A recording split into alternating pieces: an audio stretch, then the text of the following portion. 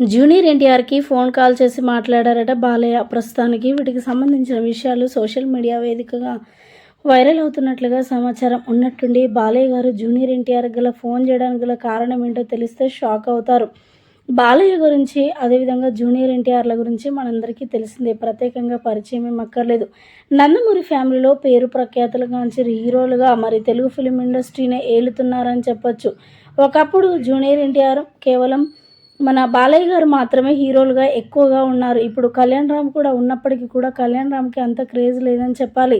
బాలయ్య గారు అదేవిధంగా జూనియర్ ఎన్టీఆర్ అయితే ఇక పెట్టి పుట్టారని చెప్పొచ్చు.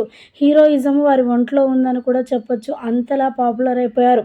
అయితే బాలయ్య గారు అదేవిధంగా జూనియర్ ఎన్టీఆర్ మాట్లాడుకోవట్లేరు. కుటుంబ విభేదాలు ఉన్నాయని చెప్పి ఎన్నో విధాలుగా ఎందరో మాట్లాడుకొచ్చినప్పటికీ కూడా అవన్నీ పక్కకు పెట్టేసి బయటికి వెళ్తే మాత్రం ఇద్దరు ఒకేలాగా మాట్లాడతారు, ఒకేలాగా ఆలోచిస్తారు. అంతలా కలిసిపోతారు.